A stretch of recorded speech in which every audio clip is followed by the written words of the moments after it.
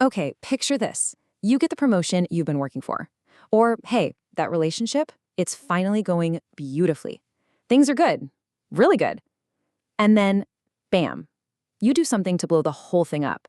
Not because something went wrong, but because everything was going right. Wild, right? Well, today, we're going to get into exactly why that happens. I mean, it's a question that makes zero sense on this surface, doesn't it? Why in the world would our own brains, our own minds, work against us? Especially like right when we're about to hit a home run, on the verge of real happiness or success. It's this strange pattern that so many of us have felt, but it's just so hard to put a finger on why. So, in the next few minutes, that's exactly what we're going to do. We're going to pull back the curtain and decode this weird, frustrating mechanism. We're going to dive into the psychology of self-sabotage, figure out where it even comes from, and look at the sneaky ways it pops up in our day-to-day lives. And hey, you're definitely going to want to stick around for this because toward the end, we are going to reveal the single hidden belief that's really driving all of this. It's the one thing that sits at the root of pretty much every self-sabotage pattern out there. And it's something most of us carry around for our entire lives without ever even knowing it's there. All right, so first things first, we need to get on the same page about what self-sabotage actually is, because I'm willing to bet it's not what you think. We usually think of self-sabotage as this loud, obvious, dramatic thing, right? Like a total meltdown. But the truth is, it's usually way, way more subtle. It's more of a quiet assassin. It's that weird, restless feeling that creeps in when life is finally calm. It's when you suddenly start finding all these tiny little flaws in a partner who, just yesterday, seemed perfect. It's that quiet, steady work of just chipping away at your own happiness. And here's maybe the most important piece of the entire puzzle. This is an unconscious action. Let me say that again. You are not consciously deciding to do this. It's not a choice. It's more like an impulse, a knee-jerk reaction that's happening way below the surface of your conscious mind. It's like your subconscious is on autopilot. And believe it or not, it has a very specific and very strange reason for taking the wheel. So, okay, why? Why does our subconscious even do this to us? Well, this is where things get really fascinating, because we're about to dive into the bizarre, totally counterintuitive logic of our own nervous system. Okay, get ready for this, because this is a real game changer. Your brain's number one job, it's not to make you happy, nope. Its number one job is to keep you safe. And for your brain, safety equals one thing: what's familiar. It's this incredibly powerful drive, something neuroscientists actually call the familiarity bias. Think of it like a thermostat.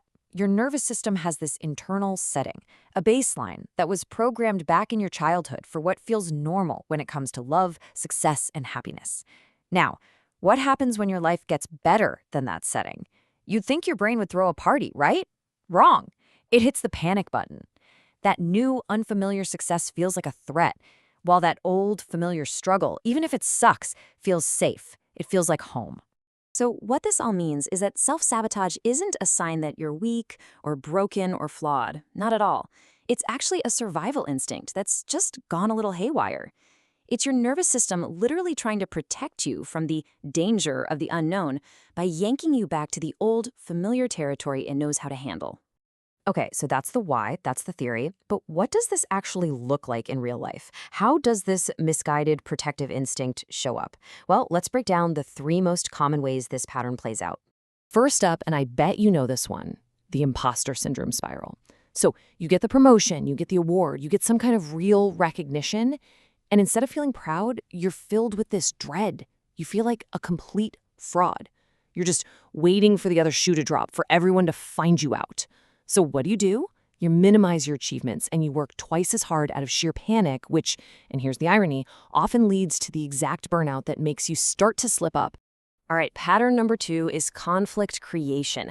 This is when a relationship, a friendship, a job, it's going really well, it's peaceful, it's stable, and then out of nowhere, you find yourself picking fights or creating distance for no good reason. This one is super common for people who grew up where good things felt unpredictable or didn't last. See, your brain learned a painful lesson. Loss is coming. So it decides to just get it over with, to engineer the ending itself. That way, even if it hurts, at least you feel like you were in control of it. And finally, we have what might be the sneakiest one of all, the invisible ceiling. This is when you notice that every time you reach a specific level of success, maybe a certain income number or a certain level of happiness in a relationship, something always happens to bring you right back down. To the outside world, it just looks like you have terrible luck. But if you're honest with yourself and you look closely, you'll see it's a consistent pattern. It's your subconscious hitting a self-imposed limit for how much good you're allowed to have. Now, these patterns, they don't just appear out of thin air. They all trace back to the same source. They share a common origin. And that brings us to the big reveal we promised you at the very beginning. You see, all these behaviors are the direct result of something psychologists call a core wound. Think of it as a deep, early belief you formed about yourself when you were just a kid, based on your experiences with love and security, and whether you felt accepted for who you were. And this wound, it doesn't shout, it whispers. It operates silently in the background of your life, not really as a conscious thought, but more like a gut feeling, an impulse. It's the silent puppet master. So, what is it? What is the single belief that's pulling all of these strings? It's this: simple, devastating, I am not worthy of good things. Now, you would probably never ever say that out loud. In fact, your conscious mind would argue with it. Of course I am. But deep down on that subconscious level, the level that's actually driving your behavior, that belief is running the show. And this isn't just some vague idea. It has a clinical name. The famous psychologist Carl Rogers called this conditions of worth. It's the idea that as kids, we learn that our value isn't a given. It's conditional. We learn we're only lovable if we get good grades, if we're quiet and don't cause trouble, if we live up to someone else's idea of who we should be. So later in life, when something good comes along with no strings attached, our whole system just rejects it. It doesn't compute. Okay, that was a lot, I know. But we've diagnosed the problem, and we've traced it all the way back to the source. Honestly, that's the hardest part. So now, for the good news. How do we start to break free? How do we write a new ending to this story? Here's a really practical 4-step process you can start using. Step 1. Name the ceiling. You have to get super specific. Is it a certain amount of money in your bank account? Is it when a relationship gets this serious? Knowing your exact trigger point is huge. Second, catch the moment. You have to become a detective of your own body. What does it feel like right before the sabotage impulse kicks in? Is it a tightness in your chest? A sudden restlessness? Notice it. Third, and this one is the real secret sauce, expand your tolerance for good. The next time you feel genuinely happy or proud, just sit with it. Force yourself to stay with that positive feeling for just 5 seconds longer than is comfortable. It sounds small, but you are literally rewiring your nervous system when you do this. And finally, step 4, revisit the original belief. You have to go back and ask the tough question, where did I first learn I wasn't worthy of this? And were they right? And please, if you take away one thing from all of this, let it be this. Self-sabotage is not a character flaw. It does not mean you're broken. It is a survival strategy that your brain learned to protect you. And it worked for a while. But that strategy has outlived its usefulness. You're not that little kid anymore. And you are absolutely allowed to raise your ceiling. So, as we wrap up, I want to leave you with a question to think about. Of those 3 patterns we talked about, the imposter syndrome spiral, creating conflict, or that invisible ceiling, which one of those felt a little too familiar?